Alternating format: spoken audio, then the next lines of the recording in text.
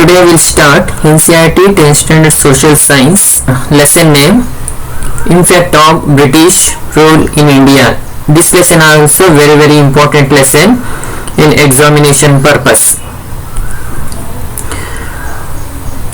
Impact of British Rule in India ಅಂದ್ರೆ ಇದರ ಅರ್ಥ ಏನಪ್ಪಾ ಅಂದ್ರೆ ಭಾರತದಲ್ಲಿ ಬ್ರಿಟಿಷರ ಒಂದು ಆಡಳಿತದ ಪರಿಣಾಮಗಳು ಏನು ಅನ್ನೋದ್ರ ಬಗ್ಗೆ ನಾವು ತಿಳ್ಕೊಳ್ತೀವಿ.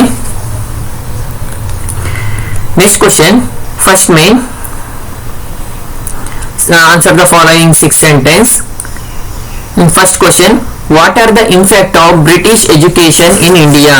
ಅಂದ್ರೆ ಭಾರತ ದೇಶದಲ್ಲಿ ಒಂದು ಶಿಕ್ಷಣದ ಒಂದು ವ್ಯವಸ್ಥೆಯ ಪರಿಣಾಮಗಳು ಏನು ಅನ್ನೋದ್ರ ಬಗ್ಗೆ ನೋಡೋದಾದ್ರೆ ಅಂದ್ರೆ ಬ್ರಿಟಿಷ್ ಸರ್ಕಾರ ಜಾರಿಗೆ ತಂದಂತಹ ಒಂದು ಇಂಗ್ಲಿಷ್ ಶಿಕ್ಷಣದಿಂದ ಭಾರತ ದೇಶದಲ್ಲಾದಂತಹ ಒಂದು ಪರಿಣಾಮಗಳನ್ನು ನೋಡೋದಾದ್ರೆ first one, development of modernity, secularism, democratic attitude.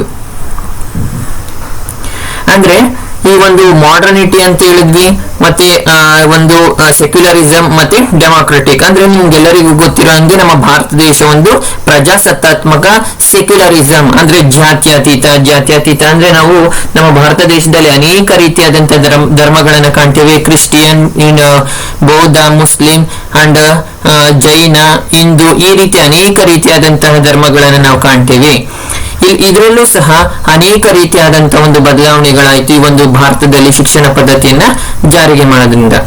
Next, nationalistic ideas developed in India. ಅಷ್ಟೇ ಅಲ್ಲದೆ ಭಾರತ ದೇಶದಲ್ಲಿ ಒಂದು ರಾಷ್ಟ್ರೀಯತೆಯ ಒಂದು ಅಭಿವೃದ್ಧಿ ಅನ್ನೋದಾಯ್ತು. ಅಂದ್ರೆ ನ್ಯಾಷನಲಿಸ್ಟಿಕ್ ಅಂದ್ರೆ ಏನಪ್ಪಾ ಅಂದ್ರೆ ರಾಷ್ಟ್ರೀಯತೆ ಅಂದ್ರೆ ಒಂದು ನಮ್ಮ ದೇಶಕ್ಕೆ ಏನಾದ್ರೂ ಒಂದು ಮಾಡಿ ಸ್ವತಂತ್ರವನ್ನ ತಂದುಕೊಡ್ಬೇಕು ಅನ್ನೋದು ಪ್ರಜೆಗಳಲ್ಲಿ ಒಂದು ಏನಾಯ್ತಪ್ಪ ಅಂದ್ರೆ ಒಂದು ಮನೋಭಾವನೆಯನ್ನ ಉಂಟು ಮಾಡ್ತು.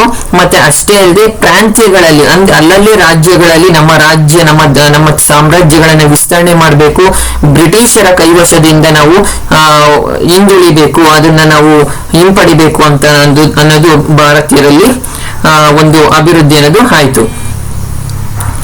Next point, increased local literature language. ಅಷ್ಟೇ ಅಲ್ಲದೆ ಮಕ್ಕಳೇ, ಈ ಒಂದು ಇನ್ಕ್ರೀಸ್ ಲೋಕಲ್ ಲಿಟರೇಚರ್ ಲ್ಯಾಂಗ್ವೇಜ್ ಅಂದ್ರೆ ಏನಪ್ಪಾ ಅಂದ್ರೆ ಭಾರತ ದೇಶದಲ್ಲಿ ಸಾಮಾನ್ಯ ಸಾಹಿತ್ಯಕ್ಕೆ ಸಂಬಂಧಪಟ್ಟಂತೆ ಅನೇಕ ರೀತಿಯಾದಂತಹ ಪ್ರಾಂತೀಯ ಭಾಷೆಗಳಿಗೆ ಅನುಗುಣವಾಗಿ ಏನ್ ಮಾಡ್ತಾ ಇದ್ರಪ್ಪ ಅಂದ್ರೆ ಅನೇಕ ರೀತಿಯಾದಂತಹ ಸಾಹಿತ್ಯಗಳನ್ನ ರಚನೆ ಮಾಡ್ತಾ ಇದ್ರು. ಅದು ಕೇವಲ ಇಂಗ್ಲಿಷ್ ನಲ್ಲಿ ಅಷ್ಟೇ ಅಲ್ಲದೆ ಅಲ್ಲಿರುವಂತಹ ಪ್ರಜೆಗಳಿಗೆ ಅರ್ಥವಾಗುವಂತಹ ಒಂದು ಭಾಷೆಗಳಲ್ಲಿ ಒಂದು ಅನೇಕ ಸಾಹಿತ್ಯಗಳನ್ನ ರಚನೆ ಮಾಡಿದ್ರು. Next point, emerged periodicals. ಹಾಗಂದ್ರೆ ಪೀರಿಯಾಡಿಕಲ್ಸ್ ಅಂದ್ರೆ ಏನಪ್ಪಾ ಅಂದ್ರೆ ನ್ಯೂಸ್ ಪೇಪರ್ಸ್ ಆಗಿರ್ಬೋದು ಅಥವಾ ಮ್ಯಾಗಝೈನ್ಸ್, ಇದನ್ನ ನಾವು ಪೀರಿಯಾಡಿಕಲ್ಸ್ ಅಂತ ಹೇಳ್ತೀವಿ. ನ್ಯೂಸ್ ಪೇಪರ್ ಅಥವಾ ಮ್ಯಾಗಝೈನ್ಸ್ ಗಳನ್ನ ನಾವು ಪೀರಿಯಾಡಿಕಲ್ಸ್ ಅಂತ ಕರಿತೀವಿ. ಇವನು ಸಹ ಹೆಚ್ಚು ಬಿಡುಗಡೆ ಆದ್ವು. ಇದು ಜನರಲ್ಲಿ ಒಂದು ಜಾಗೃತಿ ಮೂಡೋದಕ್ಕೆ ಒಂದು ಸಹಾಯ ಆಯಿತು. Next, enabled Indians to have critical opinion on various issues. ಅಷ್ಟೇ ಇದೆ, ಯಾವಾಗ ಒಂದು ಭಾರತ ದೇಶದಲ್ಲಿ ಒಂದು ಇಂಗ್ಲಿಷ್ ಪದ್ಧತಿ ಅಥವಾ ಶಿಕ್ಷಣದ ಒಂದು ಜಾರಿ ಆಯ್ತು, ಆಗ ಭಾರತ ದೇಶದಲ್ಲಿರುವಂತಹ ಒಂದು ಕ್ರಿಟಿಕಲ್, ಒಂದು ಕಷ್ಟಕರವಾದಂತಹ ಒಪಿನಿಯನ್ ಗಳನ್ನ ಒಂದು ಇಶ್ಯೂಸ್ ಆಗಿ ಅಥವಾ ಬೇರೆಯವರ ಬಳಿಯಲ್ಲಿ ಏನ್ ಮಾಡ್ತಾ ಇದ್ರಪ್ಪ ಅಂದ್ರೆ ಡಿಸ್ಕಸ್ ಮಾಡೋದಕ್ಕೆ ಮುಂದಾದ್ರು. Next, new social and religious reforms movement started. ಅಷ್ಟೇ ಅಲ್ಲದೆ ಮಕ್ಕಳು, ಯಾವಾಗ ನಮ್ಮ ಭಾರತ ದೇಶದಲ್ಲಿ ಈ ಒಂದು ಶಿಕ್ಷಣ ಪದ್ಧತಿ ಬ್ರಿಟಿಷ್ ಸರ್ಕಾರ ಜಾರಿಗೆ ತಂತು, ಆ ಒಂದು ಸಂದರ್ಭದಲ್ಲಿ ಅನೇಕ ರೀತಿಯಾದಂತಹ ಸೋಷಿಯಲ್ ಅಂಡ್ ರಿಲಿಜಿಯಸ್ ರಿಫಾರ್ಮ್, ಸಾಮಾಜಿಕ ಮತ್ತು ಧಾರ್ಮಿಕ ಸುಧಾರಣಾ ಚಳುವಳಿಗಳು ಸ್ಟಾರ್ಟ್ ಆದವು. ನಾನು ಹಿಂದಿನ ಕ್ಲಾಸ್ ನಲ್ಲಿ ಹೇಳಿದೆ. ಹಾಗಾದ್ರೆ social and religious reforms movement start ಮಾಡೋದಕ್ಕೆ ಅನೇಕ ರೀತಿಯಾದಂತಹ ಮಹನೀಯರನ್ನು ನಾವು ನೋಡ್ತೇವೆ. ರಾಜಾರಾಮ್ ಮೋಹನ್ ರಾಯ್, ಜ್ಯೋತಿಬಾ ಫುಲೆ, ದಯಾನಂದ ಸರಸ್ವತಿ, ಸ್ವಾಮಿ ವಿವೇಕಾನಂದ, ಈ ರೀತಿ ಅನೇಕ ರೀತಿಯಾದಂತಹ ಸಮಾಜ ಸುಧಾರಕ ಚಳುವಳಿಗಳು ಸ್ಟಾರ್ಟ್ ಆದವು. Next, broad fresh thinking in your mind, ಜೆ.ಎಸ್.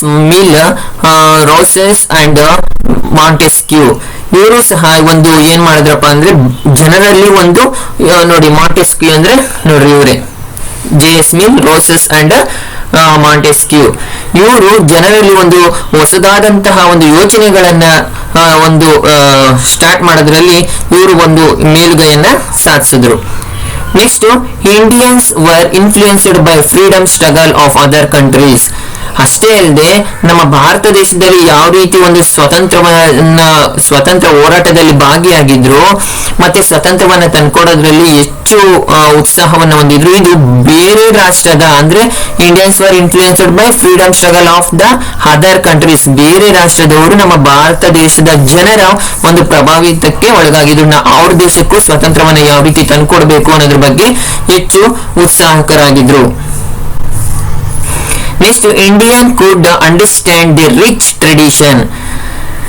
ಅಷ್ಟೇ ಅಲ್ಲದೆ ಈ ಒಂದು ಭಾರತೀಯರಿಗೆ ನಮ್ಮ ಭಾರತ ದೇಶದ ಒಂದು ಹೆಚ್ಚು ಸಿರಿವಂತಿಕೆಯನ್ನು ಹೊಂದಿರುವಂತಹ ಸಂಸ್ಕೃತಿ ಸಂಪ್ರದಾಯದ ಬಗ್ಗೆ ಅನೇಕ ಸಮಾಜ ಸುಧಾರಣಾ ಚಳುವಳಿದಾರರು ಏನ್ ಮಾಡಿದ್ರಪ್ಪ ಅಂದ್ರೆ ಭಾರತೀಯ ಜನರಿಗೆ ಅರ್ಥ ಮಾಡೋದಕ್ಕೆ ಮುಂದಾದ್ರು. ಇಷ್ಟು ಈ ಒಂದು what are the impacts of British education in India. ಇದು ಪ್ರತಿ ವರ್ಷನೂ ರಿಪೀಟೆಡ್ ಆಗುವಂತ ಒಂದು questions. Next question, explain the reforms for the British in the field of judicial system.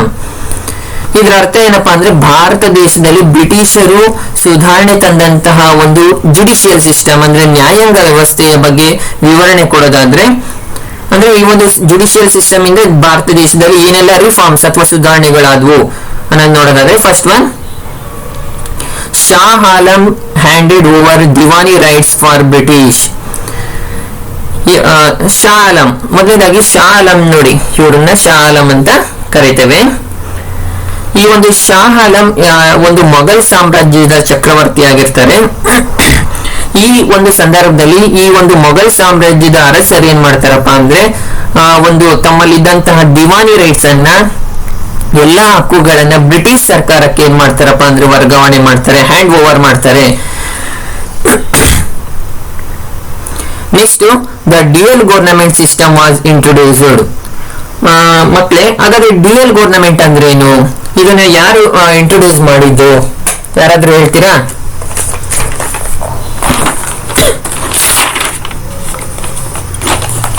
ಬೇಗ ಹೇಳ್ಬೇಕು.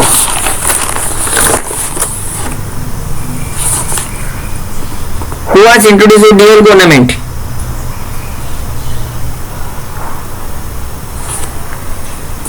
Anybody?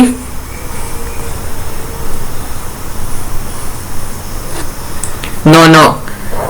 Dual government ಅನ್ನ ವೆರಿ ಗುಡ್, ರಾಬರ್ಟ್ ಕ್ಲೈವ್ ಅನ್ನೋರು ಈ ಒಂದು ಡ್ಯೂಯಲ್ ಗವರ್ನಮೆಂಟ್ ಅಥವಾ ದ್ವಿಮುಖ ಸರ್ಕಾರವನ್ನ ನಮ್ಮ ಭಾರತ ದೇಶದಲ್ಲಿ ಇಂಟ್ರೊಡ್ಯೂಸ್ ಮಾಡ್ತಾರೆ. ಹಾಗಾದ್ರೆ ನೋಡಿ, ರಾಬರ್ಟ್ ಕ್ಲೈವ್ ಎನ್ನುವರು ಈ ಒಂದು ಡ್ಯೂಯಲ್ ಗವರ್ನಮೆಂಟ್ ಅಥವಾ ದ್ವಿಮುಖ ಸರ್ಕಾರವನ್ನ ಭಾರತ ದೇಶದಲ್ಲಿ ಇಂಟ್ರೊಡ್ಯೂಸ್ ಮಾಡ್ತಾರೆ. ಹಾಗಾದ್ರೆ ಡ್ಯೂಯಲ್ ಗವರ್ನಮೆಂಟ್ ಪ್ರಕಾರ ಏನಪ್ಪಾ ಅಂತ ನೋಡೋದಾದ್ರೆ, ಅಂದ್ರೆ ಇಬ್ಬರ ಸರ್ಕಾರ ಅಥವಾ ದ್ವಿಮುಖ ಸರ್ಕಾರ ಅಂತ ಹೇಳ್ತೀವಿ, ಇದನ್ನ ಭಾರತ ದೇಶದಲ್ಲಿ ಅಪ್ಲೈ ಮಾಡ್ತಾರೆ. ಈ ಒಂದು ಡ್ಯೂಯಲ್ ಗವರ್ನಮೆಂಟ್ ನ ಪ್ರಕಾರ ಬ್ರಿಟಿಷರಿಗೆ ಏನಪ್ಪಾ ಅಂದ್ರೆ ಲ್ಯಾಂಡ್ ಟ್ಯಾಕ್ಸ್ ಮತ್ತೆ ರೆವಿನ್ಯೂ ಅಥವಾ ಕಂದಾಯವನ್ನ ವಸೂಲಿ ಕಲೆಕ್ಟ್ ಮಾಡುವಂತಹ ಅಧಿಕಾರವನ್ನ ಪಡೆದಿರ್ತಾರೆ ಬ್ರಿಟಿಷ್ ಸರ್ಕಾರ. ಆದರೆ ಅದರಲ್ಲಿ ಇರುವಂತಹ ನವಾಬರಿಗೆ ಕೇವಲ ಯಾವ್ದು ಕೊಡ್ತಾರಪ್ಪ ಅಂದ್ರೆ ಅಡ್ಮಿನಿಸ್ಟ್ರೇಷನ್ ಅಥವಾ ಆಡಳಿತವನ್ನ ನೋಡ್ಕೊಳ್ಳೋದಾಗಿರ್ಬೋದು, ಮತ್ತೆ ಸಣ್ಣ ಪುಟ್ಟ ಕೆಲಸಗಳನ್ನ ಮಾಡೋದಾಗಿರ್ಬೋದು, ಜನರಿಗೆ ನ್ಯಾಯವನ್ನ ದೊರಕಿಸಿಕೊಳ್ಳೋದಾಗಿರ್ಬೋದು. ಇದು ಡ್ಯೂಯಲ್ ಗವರ್ನಮೆಂಟ್ ನ ಪ್ರಕಾರ, ಈ ಒಂದು ಕಾನೂನಿನ ಪ್ರಕಾರ ಈ ಒಂದು ನವಾಬರಿಗೆ ಕೇವಲ ಆಡಳಿತ ನೋಡ್ಕೊಳ್ಳೋದು, ನ್ಯಾಯವನ್ನ ಪ್ರಜೆಗಳಿಗೆ ದೊರಕಿಸಿಕೊಡುವಂತದ್ದು. ಆದ್ರೆ ಬ್ರಿಟಿಷ್ ಅವ್ರಿಗೆ ಕೇವಲ ಲ್ಯಾಂಡ್ ಟ್ಯಾಕ್ಸ್ ಮತ್ತೆ ರೆವಿನ್ಯೂ ಸಿಸ್ಟಮ್ ಅನ್ನ ನೋಡ್ಕೊಳ್ಳುವಂತಹ ಅಥವಾ ಕಲೆಕ್ಟ್ ಮಾಡಿಕೊಳ್ಳುವಂತಹ ಅಧಿಕಾರ ಇರುತ್ತೆ ಈ ಒಂದು dual government. Who introduce dual government? Very good, Robert Clive. ತದನಂತರ ಈ ಕಾನೂನನ್ನ ಏನ್ ಮಾಡಿದ್ರಪ್ಪ ಅಂದ್ರೆ ಅಪ್ಲೈ ಮಾಡಿದ ನಂತರ ಬ್ರಿಟಿಷ್ ಅವರು ನ್ಯಾಯಾಂಗ ಪದ್ಧತಿಯನ್ನ ಏನ್ ಮಾಡಿದ್ರಪ್ಪ ಅಂದ್ರೆ ಕೇಂದ್ರೀಕರಣ ಮಾಡಿದ್ರು, ಸೆಂಟ್ರಲೈಸೇಷನ್ ಮಾಡಿದ್ರು. ಅಂದ್ರೆ ಏನಪ್ಪಾ ಅಂದ್ರೆ ಎಲ್ಲಾ ಪ್ರದೇಶಗಳಲ್ಲೂ ಒಂದೇ ರೀತಿಯಾದಂತ ರೂಲ್ಸ್ ಫಾಲೋ ಆಗ್ಬೇಕು ಅನ್ನೋದು ಇವರ ಒಂದು ಮುಖ್ಯ ಉದ್ದೇಶ ಆಗಿತ್ತು. ಇದು ಜುಡಿಷಿಯಲ್ ಸಿಸ್ಟಮ್ ಅಲ್ಲಿ ಒಂದು ಉತ್ತಮವಾದಂತಹ ಒಂದು ಕಾರ್ಯವನ್ನ ರೂಪಿಸಿದ್ರು. Next point, British manage is the revenue collected. ನಾನು ಆಗ್ಲೇ ಹೇಳ್ದಂಗೆ ಬ್ರಿಟಿಷ್ ಅವರು ಏನ್ ಮಾಡಿದ್ರು, ಬ್ರಿಟಿಷರಿಗೆ ಈ ಒಂದು ಡ್ಯೂಯಲ್ ಗವರ್ನಮೆಂಟ್ ಪ್ರಕಾರ ರೆವಿನ್ಯೂ ಸಿಸ್ಟಮ್ ಮತ್ತೆ ಒಂದು ಲ್ಯಾಂಡ್ ಟ್ಯಾಕ್ಸ್ ಕಲೆಕ್ಟ್ ಮಾಡುವಂತಹ ಒಂದು ಅಧಿಕಾರ ಅಥವಾ ಮ್ಯಾನೇಜ್ ಅನ್ನ ಮಾಡ್ತಾ ಇದ್ರು. Next civil and judiciary system was given to Indians. ಅಷ್ಟೇ ಅಲ್ಲದೆ ಈ ಒಂದು ಸಿವಿಲ್ ಮತ್ತೆ ಜುಡಿಷಿಯಲ್ ಸಿಸ್ಟಮ್ ಅನ್ನ, ನ್ಯಾಯಾಂಗ ವ್ಯವಸ್ಥೆಯನ್ನ ಭಾರತ ದೇಶದಲ್ಲಿ ಇಂಟ್ರೊಡ್ಯೂಸ್ ಮಾಡಿದ್ರು. More centralise judicial system introduced. Next implemented of new judicial system in India. ಅಷ್ಟೇ ಅಲ್ಲದೆ ಹೊಸದಾದಂತಹ ನ್ಯಾಯಾಂಗ ವ್ಯವಸ್ಥೆಯನ್ನು ಸಹ ಭಾರತ ದೇಶದಲ್ಲಿ ಇಂಪ್ಲಿಮೆಂಟ್ ಮಾಡಿದ್ರು. Next devised 2 types of courts. ಅಷ್ಟೇ ಅಲ್ಲದೆ ಮಕ್ಕಳೇ, ನಮ್ಮ ಭಾರತ ದೇಶದಲ್ಲಿ 2 ರೀತಿಯಾದಂತಹ ಒಂದು ಕೋರ್ಟ್ ಅನ್ನ ಜಾರಿಗೆ ತಂದ್ರು. ಮೊದಲನೇದಾಗಿ ಈ ಒಂದು ಜುಡಿಷಿಯಲ್ ಅಥವಾ ಕೋರ್ಟ್ ಅನ್ನ ನಮ್ಮ ಭಾರತ ದೇಶದಲ್ಲಿ ಮೊಟ್ಟ ಮೊದಲಿಗೆ ಯಾರು ಇಂಟ್ರೊಡ್ಯೂಸ್ ಮಾಡಿದ್ರಪ್ಪ ಅಂದ್ರೆ ಬ್ರಿಟಿಷ್ ಗವರ್ನರ್ ಜನರಲ್ ಆದಂತಹ ವಾರನ್ ಹೇಸ್ಟಿಂಗ್ ರವರು ಈ ಒಂದು ಏನಂದ್ರೆ ಈ ಒಂದು ಜುಡಿಷಿಯಲ್ ಅಥವಾ ಒಂದು ಕೋರ್ಟ್ ಅನ್ನ ಇಂಟ್ರೊಡ್ಯೂಸ್ ಮಾಡಿದ್ರು. ಆ 2 ಕೋರ್ಟ್ ಯಾವ್ದಪ್ಪ ಅಂದ್ರೆ ಸಿವಿಲ್ ಕೋರ್ಟ್ ಮತ್ತೆ ಕ್ರಿಮಿನಲ್ ಕೋರ್ಟ್. ಸಿವಿಲ್ ಕೋರ್ಟ್ಗೆ ದಿವಾನಿ ಅದಾಲತ್ ಅಂತಾನೂ ಸಹ ಕರೀತಾರೆ, ಕ್ರಿಮಿನಲ್ ಕೋರ್ಟ್ಗೆ ಫೌಜ್ದಾರಿ ಅದಾಲತ್ ಅಂತಾನೂ ಸಹ ಕರೀತಾರೆ. ಹಾಗಾದ್ರೆ ಮಕ್ಕಳೇ, ಏನಿ ಒಂದು ಸಿವಿಲ್ ಕೋರ್ಟ್ ಅಂತ ಹೇಳಿದೆ. ಈ ಒಂದು ಸಿವಿಲ್ ಕೋರ್ಟ್ ನಲ್ಲಿ ಯಾವ ರೀತಿ ನ್ಯಾಯ ಕೊಡ್ತಿದ್ರಪ್ಪ ಅಂದ್ರೆ, ನೆಕ್ಸ್ಟ್ ಪಾಯಿಂಟ್ ಬರುತ್ತೆ, Hindus and Muslims var dispensed justice as per Hindu scripture and Shariat. ಅಂದ್ರೆ ಸಿವಿಲ್ ಕೋರ್ಟ್ ನಲ್ಲಿ ಯಾವ ರೀತಿ ನ್ಯಾಯ ಕೊಡ್ತಿದ್ರಪ್ಪ ಅಂದ್ರೆ, ಸಿವಿಲ್ ಕೋರ್ಟ್ಗಳಲ್ಲಿ ಹಿಂದೂಗಳಿಗೆ ನ್ಯಾಯಗಳನ್ನ ಹಿಂದೂ ಧರ್ಮ ಗ್ರಂಥದ ಪ್ರಕಾರ ನ್ಯಾಯವನ್ನ ಕೊಡ್ತಾ ಇದ್ರು. ಅದೇ ರೀತಿ ಈ ಒಂದು ಶಾರಿಯತ್ ಅಥವಾ ಮುಸ್ಲಿಮರಿಗೆ ನ್ಯಾಯಗಳನ್ನ ಮುಸ್ಲಿಂ ಗ್ರಂಥವಾದಂತಹ ಶಾರಿಯತ್ ಪ್ರಕಾರ ಕೊಡ್ತಾ ಇದ್ರು. ಈ 2 ಇದು ಸಿವಿಲ್ ಮತ್ತೆ ಕ್ರಿಮಿನಲ್ ಕೋರ್ಟ್ ಅನ್ನ ನೋಡ್ಕೊಳ್ತಾ ಇದ್ದಿದ್ದು ಯಾರಪ್ಪ ಅಂದ್ರೆ ಕಲೆಕ್ಟರ್ ಎಂಬ ಒಬ್ಬ ವ್ಯಕ್ತಿಯನ್ನ ನೇಮಕ ಮಾಡಿದ್ರು. ಹಾಗಾದ್ರೆ ಈ ಒಂದು ಶಾರಿಯತ್ ಅಂತ ಹೇಳಿದೆ. ಈ ಒಂದು ಶಾರಿಯತ್ ಎಂಬುದು ಏನಪ್ಪಾ ಅಂದ್ರೆ ಮುಸ್ಲಿಮರ ಧರ್ಮದ ಪ್ರಕಾರ ಕಾನೂನಾಗಿತ್ತು. ಆಗಿನ ಕಾಲದಲ್ಲಿ ಶಾರಿಯತ್ ಅನ್ನೋದು ಮುಸ್ಲಿಂ ಧರ್ಮದ ಗ್ರಂಥದ ಪ್ರಕಾರ ಒಂದು ಕಾನೂನಾಗಿತ್ತು. ಈ ಒಂದು ಇಸ್ಲಾಂ ಧರ್ಮ ಗ್ರಂಥಗಳಾದಂತಹ ಕುರಾನ್ ಮತ್ತೆ ಒಂದು ಹದೀಕ್, ಕುರಾನ್ ಮತ್ತೆ ಹದೀಕ್ ನ ಬರಹದ ಮೇರೆಗೆ ಈ ಒಂದು ಶಾರಿಯತನ್ನ ರಚಿಸಲಾಗಿರುತ್ತೆ. ಇದನ್ನ ನಾವು ಈ ರೀತಿಯಾದಂತಹ ಒಂದು ಸಿವಿಲ್ ಕೋರ್ಟ್ ನಲ್ಲಿ ಕಾನೂನುಗಳನ್ನ ಅಥವಾ ಜಡ್ಜಸ್ ಅನ್ನ ಕೊಡ್ತಾ ಇದ್ರು. ನೆಕ್ಸ್ಟ್ ಸಿವಿಲ್ ಕೋರ್ಟ್ ಅವರ್ ಅಂಡರ್ ಯುರೋಪಿಯನ್ಸ್ ಆಫೀಸರ್. ಈ ಒಂದು ಬ್ರಿಟಿಷ್ ಸರ್ಕಾರ ಒಂದು ಜಾರಿಗೆ ಮಾಡಿದ್ರು ಸಹ ಈ ಒಂದು ಸಿವಿಲ್ ಕೋರ್ಟ್ ಅನ್ನ ಯಾರ ಅಡಿಯಲ್ಲಿ ಇತ್ತಪ್ಪ ಅಂದ್ರೆ ಯುರೋಪಿಯನ್ ಅಧಿಕಾರಿಗಳ ಒಂದು ಕೈ ಅಡಿಯಲ್ಲಿ ಇತ್ತು ಈ ಒಂದು ಯಾವುದು civil courts. Next third one question, explain the reforms introduced by the British in the field of civil service.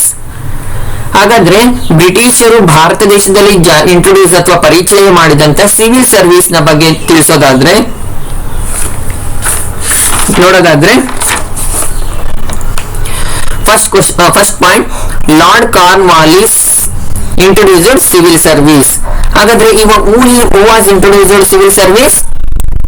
Lord Cornwallis. ನೋಡಿ, ಇವನ್ನ ನಾವು ಲಾರ್ಡ್ ಕಾರ್ನ್ವಾಲಿಸ್ ಅಂತ ನೋಡಿ ಹೇಳ್ತೀವಿ. ಈ ಒಂದು ಮೊಟ್ಟ ಮೊದಲ ಬಾರಿಗೆ ನಮ್ಮ ಭಾರತ ದೇಶದಲ್ಲಿ ಸಿವಿಲ್ ಸರ್ವಿಸ್ ಅನ್ನ ಭಾರತ ದೇಶದಲ್ಲಿ ಇಂಟ್ರೊಡ್ಯೂಸ್ ಮಾಡಿದವರು ಯಾರಪ್ಪ ಅಂದ್ರೆ ಲಾರ್ಡ್ ಕಾರ್ನ್ವಾಲಿಸ್.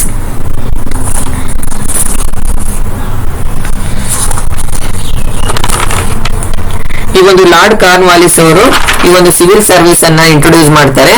ನೆಕ್ಸ್ಟ್ ಸೊ ಆ ಒಂದು ಕಾರಣದಿಂದಾಗಿ ಇವರನ್ನ ಒಂದು ಸಿವಿಲ್ ಸರ್ವಿಸ್ ನ ಲಾರ್ಡ್ ಕಾರ್ನ್ವಾಲಿಸ್ ಅನ್ನ father of civil service of India ಅಂತಾನು ಸಹ ಕರೀತಾರೆ. ಯಾವಾಗ ನಮ್ಮ ಭಾರತ ದೇಶದಲ್ಲಿ ಲಾರ್ಡ್ ಕಾರ್ನ್ವಾಲಿಸ್ ಈ ಒಂದು ಸಿವಿಲ್ ಸರ್ವಿಸ್ ಅನ್ನ ಸ್ಟಾರ್ಟ್ ಮಾಡ್ತಾರೋ ಆ ಒಂದು ಕಾರಣದಿಂದಾಗಿ ಇವರನ್ನ the father of civil service of India ಎಂದು ಸಹ ಕರೀತಾರೆ. Next appointed employees purpose of trade. ಈ ಒಂದು ಸಿವಿಲ್ ಸರ್ವಿಸ್ ಅನ್ನ ಏನಕ್ಕೋಸ್ಕರ ಮಾಡಿದ್ರಪ್ಪ ಅಂದ್ರೆ ಅಲ್ಲಿ ಒಂದು ವ್ಯಾಪಾರಿಗಳನ್ನ ಅಥವಾ ಒಂದು ಅಧಿಕಾರಿಗಳನ್ನ ನೇಮಕ ಮಾಡಿಸುವಂತ ವ್ಯಾಪಾರವನ್ನ ಮಾಡಿಸಿ ಒಂದು ಅಧಿಕಾರಿಗಳನ್ನ ನೇಮಕ ಮಾಡುವಂತ ಉದ್ದೇಶದಿಂದ ಈ ಒಂದು ಸಿವಿಲ್ ಸರ್ವಿಸ್ ಅನ್ನ ಸ್ಟಾರ್ಟ್ ಮಾಡ್ತಾರೆ. Next government of England implemented regulating act in 1773.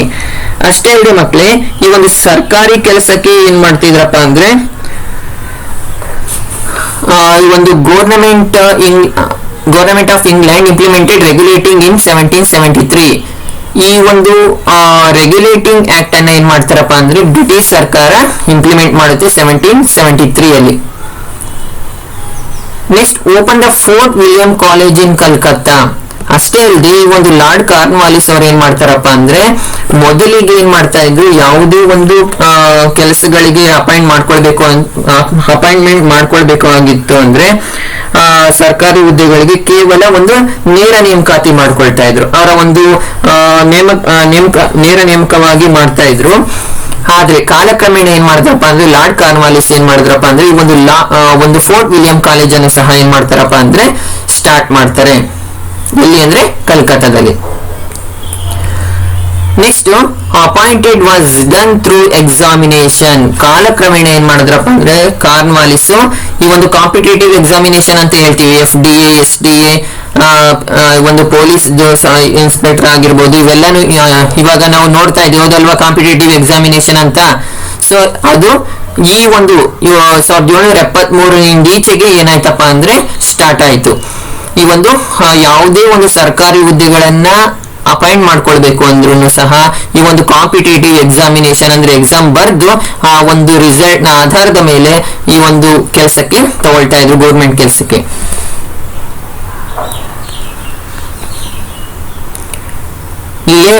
Litre lower grade jobs work given to Indians.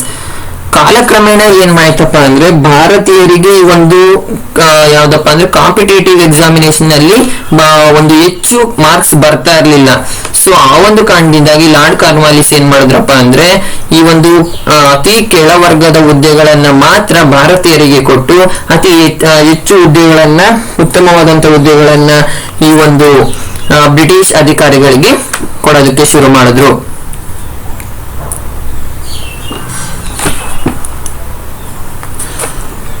Next question, what are the changes introduced by British in police system? ಹಾಗಾದ್ರೆ ಈ ಒಂದು police system ಅನ್ನ British ಸರ್ಕಾರ ಭಾರತ ದೇಶದಲ್ಲಿ police system ಅನ್ನ ಯಾವ ರೀತಿ introduce ಮಾಡ್ತು ಅಥವಾ ಚೇಂಜ್ ಮಾಡ್ತು ಅಂತ ನೋಡೋದಾದ್ರೆ, lord Cornwallis implemented police system. ಮೊಟ್ಟ ಮೊದಲ ಬಾರಿಗೆ ನಮ್ಮ ಭಾರತ ದೇಶದಲ್ಲಿ ಪೊಲೀಸ್ ವ್ಯವಸ್ಥೆಯನ್ನ ಜಾರಿಗೆ ತಂದವರು ಯಾರಪ್ಪ ಅಂದ್ರೆ ಲಾರ್ಡ್ ಕಾರ್ನ್ವಾಲಿಸ್. ನೋಡಿ, ಇವರು ನಮ್ಮ ಭಾರತ ದೇಶದಲ್ಲಿ ಮೊಟ್ಟ ಮೊದಲಿಗೆ ನಮ್ಮ ಭಾರತ ದೇಶದಲ್ಲಿ ಪೊಲೀಸ್ ಸಿಸ್ಟಮ್ ಅಥವಾ ಪೊಲೀಸ್ ವ್ಯವಸ್ಥೆಯನ್ನ ಇಂಟ್ರೊಡ್ಯೂಸ್ ಮಾಡಿದ್ರು. Who introduced police system in India? Very good, Lord Cornwallis. Next question. Next one, to created news post SP. SP ಅಂದ್ರೆ ಏನು ಅಂದ್ರೆ ಬ್ರಿಟಿಷ್ ಸರ್ಕಾರ ಏನ್ ಮಾಡ್ತಪ್ಪ ಅಂದ್ರೆ SP ಅಂದ್ರೆ ಏನಪ್ಪಾ ಅಂದ್ರೆ ಸೂಪರಿಂಟೆಂಡೆಂಟ್ ಆಫ್ ಪೊಲೀಸ್. ಈ ಒಂದು SP ಅಥವಾ ಸೂಪರಿಂಟೆಂಡೆಂಟ್ ಆಫ್ ಪೊಲೀಸ್ ಅನ್ನ ಹೊಸದಾದಂತ ಒಂದು ಪೋಸ್ಟ್ ಅನ್ನ ಜಾರಿಗೆ ತಂದು ಇಂಪ್ಲಿಮೆಂಟ್ ಮಾಡಿದ್ರು. ಬಟ್ ಆದ್ರೆ ಈ ಒಂದು ಸೂಪರಿಂಟೆಂಡೆಂಟ್ ಆಫ್ ಪೊಲೀಸ್ ಅನ್ನೋದನ್ನ ಕೇವಲ ಬ್ರಿಟಿಷ್ ಅಧಿಕಾರಿಗಳಿಗೆ ಮಾತ್ರ ಕೊಟ್ರು. ಇದ್ರ ಬಗ್ಗೆ ನಾವು ಹೇಳೋದಾದ್ರೆ ಇದು ಫುಲ್ ತಿಳಿಸ್ತೀನಿ. Next point, he divided district administration center Kotwal under Haveri village under ಚೌಕಿದಾರ್. ನೋಡಿ, ಈ ಒಂದು ಪೊಲೀಸ್ ಸಿಸ್ಟಮ್ ಅಲ್ಲಿ ಎರಡು ಭಾಗಗಳಾಗಿ ವಿಂಗಡಣೆ ಮಾಡಿದ ಆಡಳಿತದಲ್ಲಿ ಕೊತ್ವಾಲ್ ಅಂಡ್ ಚೌಕಿದಾರ್ ಅಂತ. ಹಾಗಾದ್ರೆ ಕೊತ್ವಾಲ್ ಅಂದ್ರೆ ಏನಪ್ಪಾ ಅಂದ್ರೆ what is the meaning of kotwal? Kotwal means a police officer and then chowkidar means ಕಾವಲುಗಾರ ಅಂತಾನು ಸಹ ಕರಿತೀವಿ, ಚೌಕಿದಾರ್ ಅಂತ ಅಂದ್ರೆ. Next point, police system came under British officer. ಕೊನೆಯದಾಗಿ ಈ ಒಂದು ಪೊಲೀಸ್ ಸಿಸ್ಟಮ್ ಬ್ರಿಟಿಷರ ಅಂಡರ್ ಅಲ್ಲಿ ಇತ್ತು, ಬ್ರಿಟಿಷರು ಅದನ್ನ ಕಂಟ್ರೋಲ್ ಮಾಡ್ತಾ ಇದ್ರು. Next, department of British magistrate started. ಈ ಒಂದು ಇಡೀ ಒಂದು ಪೊಲೀಸ್ ಸಿಸ್ಟಮ್ ಅನ್ನ ನೋಡ್ಕೊಳ್ತಾ ಇದ್ದಿದ್ದು ಯಾರಪ್ಪ ಅಂದ್ರೆ ಮ್ಯಾಜಿಸ್ಟ್ರೇಟೆಡ್ ಅಂತ ಹೇಳ್ತೀವಿ. ಈ ಒಂದು ಮ್ಯಾಜಿಸ್ಟ್ರೇಟ್ಸ್ ಅಂದ್ರೆ ಇದು 1781ರಲ್ಲಿ ಅಪಾಯಿಂಟ್ ಮಾಡ್ಕೊಳ್ತಾರೆ ಈ ಒಂದು ಬ್ರಿಟಿಷ್ ಸರ್ಕಾರ. ಇದನ್ನ ಇವರ ವರ್ಕ್ ಏನು ಹಾಗಾದ್ರೆ ಮ್ಯಾಜಿಸ್ಟ್ರೇಟರ ವರ್ಕ್ ಏನಪ್ಪಾ ಅಂದ್ರೆ ಕೆಲವು ಕೇಸ್ಗಳನ್ನ ಮಾತ್ರ ನಿರ್ವಹಿಸುವಂತದ್ದು, ಮತ್ತೆ ಅಷ್ಟೇ ಅಲ್ಲದೆ ಜನರ ಸಮಸ್ಯೆಗಳನ್ನ ಪರಿಹಾರ ಮಾಡಿಸುವಂತದ್ದು ಈ ಒಂದು ಇದಾಗಿರುತ್ತೆ. ಇದು ಜಡ್ಜ್ಗಳ ಒಂದು ಕೆಲಸ ಆಗಿರುತ್ತೆ. ಇದು ಮ್ಯಾಜಿಸ್ಟ್ರೇಟೆಡ್ ಅಂತ ಕರಿತೀವಿ. Next, Police Commission law allowed the appointment of suitable educational qualification for the post. ನಾನು ಮೊದಲೇ ಹೇಳ್ದಂಗೆ ಈ ಒಂದು ಪೊಲೀಸ್ ಕಮಿಷನರ್ ಲಾ ಅನ್ನೋದನ್ನ ಒಂದು ಕ್ವಾಲಿಫಿಕೇಶನ್ ಮುಖಾಂತರ ಅಥವಾ ಒಂದು ಕಾಂಪಿಟೇಟಿವ್ ಎಕ್ಸಾಮಿನೇಷನ್ ಮುಖಾಂತರ ಏನ್ ಮಾಡ್ತಾ ಇದ್ರಪ್ಪ ಅಂದ್ರೆ ಅಪಾಯಿಂಟ್ಮೆಂಟ್ ಮಾಡ್ಕೊಳ್ತಾ ಇದ್ರು. ಬಟ್ ಆದ್ರೆ ಆಗಿನ ಅವಧಿಯಲ್ಲಿ ಭಾರತೀಯರು ಯಾವುದೇ ಒಂದು ಎಕ್ಸಾಮ್ ಅಲ್ಲಿ ಉತ್ತೀರ್ಣಗೊಳ್ತಾ ಇರ್ಲಿಲ್ಲ. ಸೊ ಆ ಒಂದು ಕಾರಣದಿಂದಾಗಿ ಲಾರ್ಡ್ ಕಾರ್ನ್ವಾಲಿಸ್ ಏನ್ ಮಾಡಿದ್ರಪ್ಪ ಅಂದ್ರೆ ಅತಿ ಹೆಚ್ಚು ಹುದ್ದೆಯನ್ನ ಬ್ರಿಟಿಷ್ ಸರ್ಕಾರದ ವ್ಯಕ್ತಿಗಳಿಗೆ ಕೊಡ್ತಿದ್ರು, ಕಡಿಮೆ ಹುದ್ದೆಗಳನ್ನ ಭಾರತೀಯರಿಗೆ ಕೊಡ್ತಾ ಇದ್ರು. ಮಕ್ಕಳೇ, ನಾನು ಹಾಗೆ ಹೇಳಿದೆ ಪೊಲೀಸ್ ಸಿಸ್ಟಮ್ ಅಂತ ಹೇಳಿದೆ. ಈ ಒಂದು ಪೊಲೀಸ್ ಸಿಸ್ಟಮ್ ಅನ್ನ ಯಾವ ರೀತಿ ಮಾಡಿದ್ರಪ್ಪ ಅಂದ್ರೆ ಯಾವ ರೀತಿ ರಚನೆ ಆಗಿತ್ತು ಆಗಿನ ಕಾಲದಲ್ಲಿ ಅಂದ್ರೆ ಬ್ರಿಟಿಷ್ ಭಾರತವನ್ನ ಆಳ್ತಿದಂತ ಕಾಲದಲ್ಲಿ ಫಸ್ಟ್ ಜಡ್ಜಸ್ ಅನ್ನ ಮಾಡಿದ್ರು. ಹಾಗಾದ್ರೆ ಜಡ್ಜಸ್ ನ ಕಾರ್ಯ ಏನಪ್ಪಾ ಅಂದ್ರೆ ಲಾ ಅಂಡ್ ಆರ್ಡರ್ ಸಿಸ್ಟಮ್. ಈ ಒಂದು ಕಾನೂನು ಸುವ್ಯವಸ್ಥೆಯನ್ನು ನೋಡ್ಕೊಳ್ಳುವಂಥದ್ದು ಜಡ್ಜಸ್ ನ ಕರ್ತವ್ಯ ಆಗಿತ್ತು. ನೋಡಿ, ಇದ್ರ ಬಗ್ಗೆ ನಾನು ತಿಳಿಸ್ತಾ ಇದ್ದೀನಿ, ಇನ್ನೊಂದ್ಸರಿ ಕೂಲಂಕುಷವಾಗಿ ಗಮನಿಸ್ಕೊಳ್ಳಿ. ಜಡ್ಜಸ್ ನ ಒಂದು ಕಾರ್ಯ ಏನಾಗಿತ್ತಪ್ಪ ಅಂದ್ರೆ ಲಾ ಅಂಡ್ ಆರ್ಡರ್, ಒಂದು ಸಮಾಜದಲ್ಲಿ ಕಾನೂನು ಮತ್ತು ಸುವ್ಯವಸ್ಥೆಯನ್ನು ನೋಡ್ಕೊಳ್ಳುವಂಥದ್ದು. ಇವರ ಅಡಿಯಲ್ಲಿ ಯಾರು ಬರ್ತಾ ಇದ್ರಪ್ಪ ಅಂದ್ರೆ SP, ಸೂಪರಿಂಟೆಂಡೆಂಟ್ ಆಫ್ ಪೊಲೀಸ್. ಇವರು ಇದ್ದು ಅವ್ರನ್ನ ಇನ್ನೊಂದು ಹೆಸರಲ್ಲಿ ಏನಂತ ಕರಿತಿದ್ರಪ್ಪ ಅಂದ್ರೆ ಫೌಜ್ದಾರ್ ಅಂತಾನು ಸಹ ಕರಿತಿದ್ರು. ಆಗಿನ ಅವಧಿಯಲ್ಲಿ ಫೌಜ್ದಾರ್ ಅಂತ ಕರಿತಿದ್ರು. ಹಾಗಾದ್ರೆ ಇದು ಯಾವ ಲೆವೆಲ್ ಆಗಿತ್ತಪ್ಪ ಅಂದ್ರೆ ಡಿಸ್ಟ್ರಿಕ್ಟ್ ಲೆವೆಲ್, ಜಿಲ್ಲಾ ಹಂತದಲ್ಲಿತ್ತು. ಜಿಲ್ಲಾ ಹಂತದಲ್ಲಿ ನೋಡ್ಕೊಳ್ಳುವಂಥದ್ದು. ಇದ್ರಲ್ಲಿ ಎಷ್ಟು ಜನ ಕಾನ್ಸ್ಟೇಬಲ್ ಇದ್ರಪ್ಪ ಅಂದ್ರೆ 1000ಕ್ಕೂ ಹೆಚ್ಚು ಕಾನ್ಸ್ಟೇಬಲ್ ಅನ್ನ ಹೊಂದಿತ್ತು. ಮತ್ತೆ ಇದರ ಅಡಿಯಲ್ಲಿ ಯಾರು ಬರ್ತಾರಪ್ಪ ಅಂದ್ರೆ ಕೊತ್ವಾಲ್ಸ್. ಯಾರ ಅಡಿಯಲ್ಲಿ ಅಂದ್ರೆ ಏನ್ ಫೌಜ್ದಾರ ಒಂದು ಅಡಿಯಲ್ಲಿ ಕೊತ್ವಾಲ್ಸ್ ಅಂತ ಬರ್ತಾರೆ. ಈ ಒಂದು ಇದ್ರಲ್ಲೂ ಸಹ ಪೊಲೀಸ್ ಆಫೀಸರ್ ಸಹ ಇರ್ತಾರೆ ಈ ಒಂದು ಕೊತ್ವಾಲ್ದಲ್ಲಿ. ನೆಕ್ಸ್ಟ್ ಇನ್ನೊಂದು ಭಾಗ ನೋಡೋದಾದ್ರೆ ಒಂದು ಫೌಜ್ದಾರ್ ಅಂತ ನೋಡಿದ್ವಿ, ಜಡ್ಜಸ್ ನ ಕೆಳಗಡೆ ಬರುವಂತದ್ದು. ಮತ್ತೆ ಇನ್ನೊಬ್ರು ಯಾರಪ್ಪ ಅಂದ್ರೆ ಜಮೀನ್ದಾರ್ಸ್. ಈ ಒಂದು ಜಮೀನ್ದಾರ್ಸರ ಒಂದು ಕಾರ್ಯ ಏನಾಗಿತ್ತಪ್ಪ ಅಂದ್ರೆ ಲ್ಯಾಂಡ್ ಓನರ್ಸ್. ಇವರನ್ನ ಲ್ಯಾಂಡ್ ಓನರ್ ಅಂತಾನು ಕರಿತಾ ಇದ್ರು, ಭೂಮಿಯ ಒಡೆಯರು ಅಂತಾನು ಸಹ ಕರಿತಾ ಇದ್ರು. ಇದರಲ್ಲಿ ಇವರು ಹಳ್ಳಿಗಳಲ್ಲಿ ಏನಿರ್ತದೆ, ಹಳ್ಳಿಗಳಿಗೆ ಮಾತ್ರ ಪೊಲೀಸ್ ವ್ಯವಸ್ಥೆ ಅಂದ್ರೆ ಪೊಲೀಸರಾಗಿ ಕಾರ್ಯವನ್ನ ನಿರ್ವಹಿಸಿ ಅಂತ ಈ ಒಂದು ಬ್ರಿಟಿಷ್ ಗವರ್ನಮೆಂಟ್ ತಿಳಿಸಿತ್ತು. ಯಾರಿಗಪ್ಪ ಅಂದ್ರೆ ಜಮೀನ್ದಾರ್ಗೆ ಒಂದು ಆ ಹಕ್ಕನ್ನ ಕೊಟ್ಟಿತ್ತು, ಆ ಒಂದು ರೈಟ್ಸ್ ಅನ್ನ ಕೊಟ್ಟಿತ್ತು ಈ ಒಂದು ಜಮೀನ್ದಾರ್ಗೆ. ಕೇವಲ ಹಳ್ಳಿಗಳಲ್ಲಿ ಮಾತ್ರ ಕಾರ್ಯವನ್ನ ನಿರ್ವಹಿಸಬೇಕು ಯಾರು, ಈ ಒಂದು ಜಮೀನ್ದಾರರು. ನೆಕ್ಸ್ಟ್ ಚೌಕಿದಾರರ ಒಂದು ಕೆಲಸ ಏನಪ್ಪಾ ಅಂದ್ರೆ ಹಳ್ಳಿಗಳಲ್ಲಿ ಒಂದು ಶಾಂತಿ ವ್ಯವಸ್ಥೆಯನ್ನ ಕಾಪಾಡುವಂತದ್ದು ಚೌಕಿದಾರರ ಒಂದು ಕಾರ್ಯ. ಮತ್ತೆ ರೆವಿನ್ಯೂ ನೆಕ್ಸ್ಟ್ ಅಷ್ಟೇ ಅಲ್ಲದೆ ಇಷ್ಟು ಈ ಒಂದು ಪೊಲೀಸ್ ಸಿಸ್ಟಮ್ ಅಥವಾ ಪೊಲೀಸ್ ವ್ಯವಸ್ಥೆ ಅಂತ ನಾವು ಕಾಣ್ತೀವಿ, ಬ್ರಿಟಿಷರು ಜಾರಿಗೆ ತಂದಂತ ಒಂದು ಪೊಲೀಸ್ ವ್ಯವಸ್ಥೆ. Next question, last question. Explain the development of modern education system in India. ಹಾಗಾದ್ರೆ ನಮ್ಮ ಭಾರತ ದೇಶದಲ್ಲಿ ಆದಂತಹ ಒಂದು ಆಧುನಿಕ ಶಿಕ್ಷಣ ವ್ಯವಸ್ಥೆಯ ಬಗ್ಗೆ, ಅಭಿವೃದ್ಧಿಯ ಬಗ್ಗೆ ನೋಡೋದಾದ್ರೆ first one, certain changes occurred in traditional education system. ನಮ್ಮ ಭಾರತ ದೇಶದಲ್ಲಿ ಮೊದಲು ಈ ಒಂದು ಸಾಂಪ್ರದಾಯಿಕವಾದಂತಹ ಒಂದು ಶಿಕ್ಷಣ ವ್ಯವಸ್ಥೆ ಅನ್ನೋದಿತ್ತು. ಅದು ಕಾಲಕ್ರಮೇಣ ಏನಾಯ್ತಪ್ಪ ಅಂದ್ರೆ ಒಂದು ಬದಲಾವಣೆಯನ್ನ ಹೊಂತು. Next, initially new school started. ಅಷ್ಟೇ ಅಲ್ಲದೆ ಮಕ್ಕಳೇ, ಯಾವಾಗ ಒಂದು ಅನೇಕ ಸಮಾಜ ಸುಧಾರಕರು ಜಾರಿಗೆ ಬಂದ್ರು, ಈ ದೇಶದಲ್ಲಿ ಜನಿಸಿದ್ರು, ಆ ಒಂದು ಸಂದರ್ಭದಲ್ಲಿ ಅನೇಕ ರೀತಿಯಾದಂತಹ ನ್ಯೂ ಸ್ಕೂಲ್ ಅನ್ನ ಸ್ಟಾರ್ಟ್ ಮಾಡೋದಕ್ಕೆ ಮುಂದಾದ್ರು. Next, Warren Hasting facilitated modern education in India. ಅಷ್ಟೇ ಅಲ್ಲದೆ ಈ ಒಂದು ವಾರನ್ ಹೇಸ್ಟಿಂಗ್ ಏನ್ ಮಾಡಿದ್ರಪ್ಪ ಅಂದ್ರೆ ನಮ್ಮ ಭಾರತ ದೇಶದಲ್ಲಿ ಒಂದು ಆಧುನೀಕರಣಗೊಂಡಿರುವಂತಹ ಒಂದು ಶಿಕ್ಷಣ ವ್ಯವಸ್ಥೆಯನ್ನ ಜಾರಿಗೆ ತಂದ್ರು ಈ ಒಂದು Warren Hastings. Next, Warren Hastings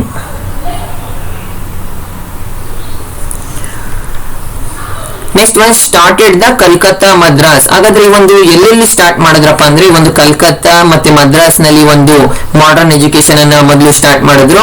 next started ಈ ಸ್ಯಾನ್ಸ್ಕ್ರಿಟ್ ಕಾಲೇಜ್ ಅಂಡ್ ಬನಾರಸ್. ಅಷ್ಟೇ ಅಲ್ಲದೆ ಇವರು ಈ ಒಂದು ಕಲ್ಕತ್ತಾದಲ್ಲಾಗಿರ್ಬೋದು ಮತ್ತೆ ಮದ್ರಾಸ್ನಲ್ಲಿ ಒಂದು ಸ್ಯಾನ್ಸ್ಕ್ರಿಟ್ ಕಾಲೇಜು ಮತ್ತೆ ಸ್ಯಾನ್ಸ್ಕ್ರಿಟ್ ಕಾಲೇಜ್ ಅನ್ನ ಒಂದು ಬನಾರಸ್ ನಲ್ಲೂ ಸಹ ಏನ್ ಮಾಡಿದ್ರಪ್ಪ ಅಂದ್ರೆ ಪ್ರಾರಂಭ ಮಾಡಿದ್ರು.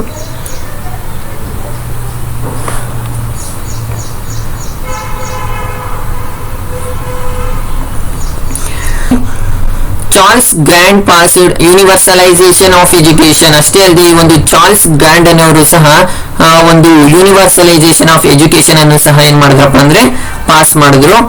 Next Lord Macaulay as the member of executive committee and chairperson of education committee. ಈ ಒಂದು ಲಾರ್ಡ್ ಮೆಕಾಲೆ ಅವರು ಸಹ ಈ ಒಂದು executive committee and chairperson of education ಕಮಿಟಿಯ ಒಂದು ಮೆಂಬರ್ಶಿಪ್ ಅನ್ನ ಸಹ ಪಡ್ಕೊಂಡ್ರು ಈ ಒಂದು Lord Macaulay.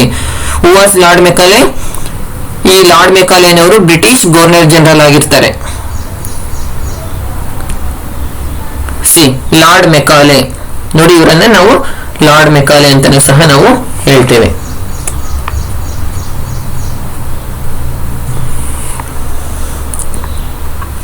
Next Lord Macaulay submitted report on education in 1835. ಅಷ್ಟೇ ಅಲ್ಲದೆ ಈ ಒಂದು ಲಾರ್ಡ್ ಮೆಕಾಲೆ ಅವರು ಒಂದು 1835 ಅಲ್ಲಿ ಏನ್ ಮಾಡ್ತಾರಪ್ಪ ಅಂದ್ರೆ ಈ ಒಂದು ಎಜುಕೇಶನ್ ಬಗ್ಗೆ ಏನ್ ಮಾಡ್ತಾರಪ್ಪ ಅಂದ್ರೆ ಒಂದು ರಿಪೋರ್ಟ್ ಅನ್ನ ಸಬ್ಮಿಟ್ ಮಾಡ್ತಾರೆ. ನಂತರ lord Dalhousie establish new universities. ಅಷ್ಟೇ ಅಲ್ಲದೆ ಈ ಒಂದು ಲಾರ್ಡ್ ಡಾಲೌಸಿ ಅವರು ಸಹ ಹೊಸದಾದಂತಹ ಒಂದು ವಿಶ್ವವಿದ್ಯಾಲಯಗಳನ್ನು ಸಹ ಏನ್ ಮಾಡ್ತಾರಪ್ಪ ಅಂದ್ರೆ ಸ್ಟಾರ್ಟ್ ಮಾಡ್ತಾರೆ. ಲಾರ್ಡ್ ಡಾಲೌಸಿ ಇವರನ್ನೇ ನಾವು ಲಾರ್ಡ್ ಡಾಲೌಸಿ ಅಂತ ಹೇಳ್ತೀವಿ. ಕಾಣಿಸ್ತಾ ಇದೆಯಾ ಪಿಕ್ಚರ್ಸ್?